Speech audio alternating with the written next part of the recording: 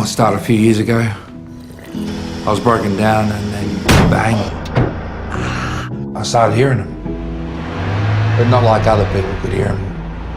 I could actually understand what they were saying. They felt underappreciated, neglected, and I had to do something.